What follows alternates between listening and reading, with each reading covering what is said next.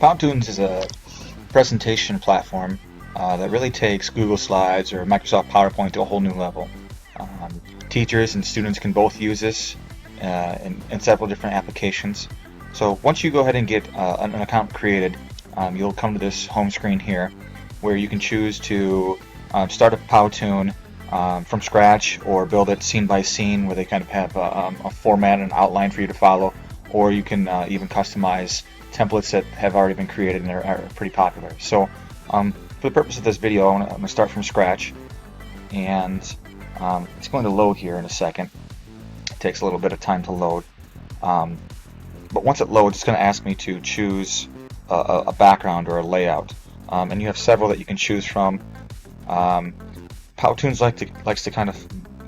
likes to start with an intro slide, and then eventually it moves into I think a research type outline as far as trying to present your topic. You'll see that when that comes up.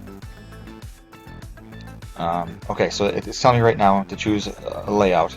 I don't really want to choose a layout. I want to go right to a background. So I'm going to add a slide here, choose a background, and one thing you have to be careful about with Powtoons is there's the free version and then there's a paid version. Obviously, we're just going to be working with the free version here, so you won't have access to everything. I'm going to choose the office background here. I'm going to get rid of the previous slide that I had up here. Alright, so everything in Powtoons on your slide is completely customizable. There's a Powtoon watermark here that you can get rid of if you have the paid version, so I can't get rid of that. When I click on it, you'll see that this pop-up comes up and says that I need to upgrade to remove it. Alright, so I'm going to leave the office background here, and I'm going to insert a character. And it's telling me that I have to switch on my timeline. So my timeline, I'll switch on, and automatically it kind of defaults to a 10-second slide, and you can increase it or decrease that. I'm going to move it down to about 5 seconds. So you have over here, you can search for certain types of characters you want to use. I'm just going to use this one here. Again, you want to make sure you're clicking on the free ones. So when I hover over this guy right here, you'll see that he's got about 13 different actions that you can choose from. So I'll just click on stand here, and you have this guy who has a small animation. You can see I'm just kind of standing there. Off the side here, you have the options where you can flip him back and forth. This here is an animation setting, so you can choose how long your animations will last. You can move them from point A to point B.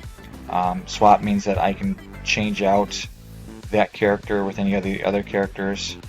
I'm going to choose the same character walking and show you that how you can kind of make your slides come to life here. And this is just basically what I just did, choosing the pose that the character had.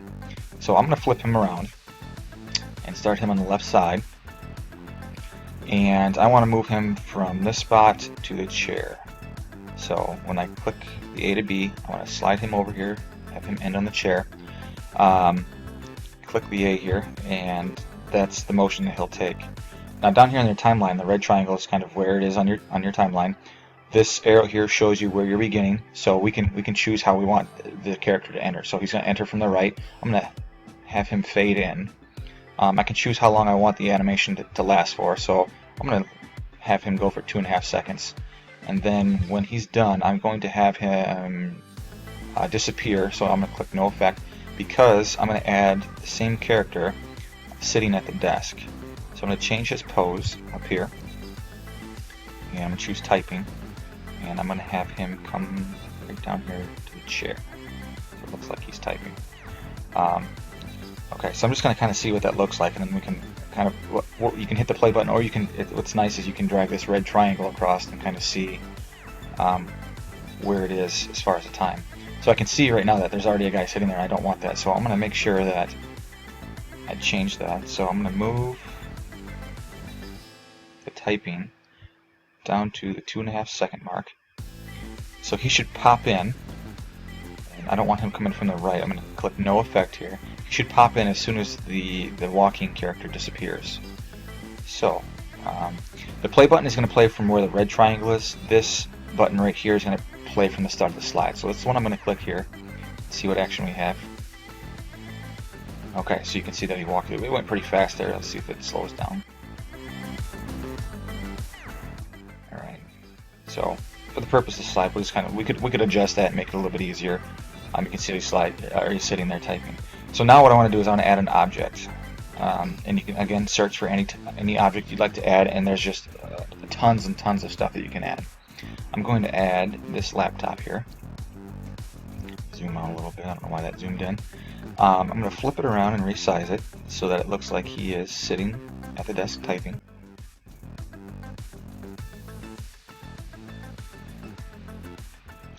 And again, I want that to come in shortly after he's sitting down. So I'm going to change it so it comes in a half second later. And we're going to have it come from the top of the screen. So we want it to fall down. And let's see what that looks like. Okay. So, and you can kind of see now that our slide is starting to come to life here a little bit. I'm going to go ahead and add text here. Again, you have tons and tons of variety of things to choose from. I'll just choose the free one right here. I'm going to move this up with the words. Change that. You can see it's very, very large, so I'm going to have to adjust my text box here. I need to also adjust my size of my blue box here. Okay, let's see what we can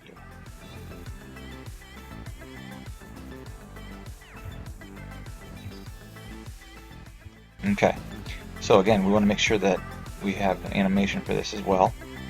So I'll just kind of see what they have and see if I like that. Okay, so very quickly now I have a slide already created, and I could add slides to it and continue to build onto what topic I have going on here. I am going to add a slide here just so that you can see how we would again add a transition from slide to slide. Right here is the transition. I really like a lot of the transitions that Powtoons offers. So I like this pull down one right here. I'm going to use that one. So start from the beginning and we should see the animation and transitions take place. There we go. So it was very, very quick. But you can see that it's going to be a fun thing for students to use. It'd be very interactive for teachers to use to grab the attention of their students. So I'm going to go up here. I'm just going to save it.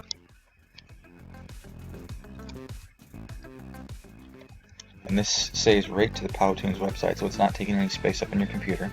I'll click Save here. And then when I go up here to the option, the menu, I'm going to go to My Powtoons. And what that's going to do is it's going to take me back to my home screen, where we've originally started. And down here towards the bottom, you'll see Powtoons that we've created. So I'll click Play here, see if that will load up.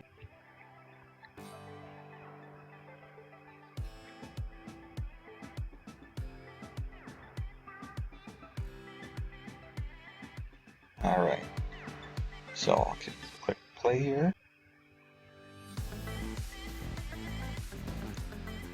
Alright, so you can see from our just going back and watching this, we would need to adjust some things. It looks like he's walking next to the chair a little too long, so I could go back and I could shorten that up a half second.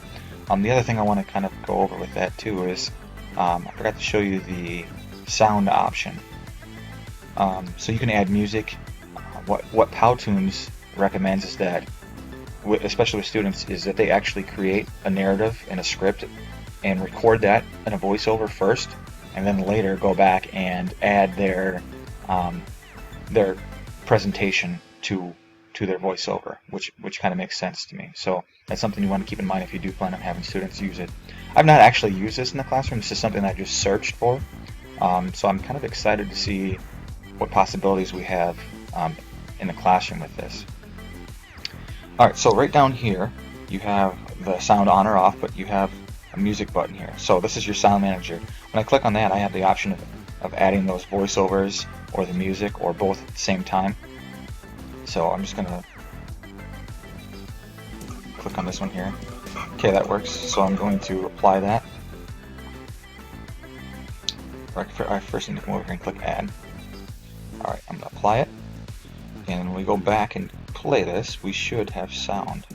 There we go. So very, very cool tool.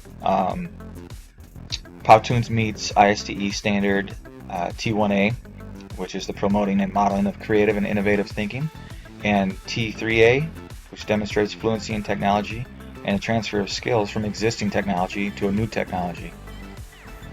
Alright, so that's Powtoons. Thanks for watching. I hope you found this tutorial helpful.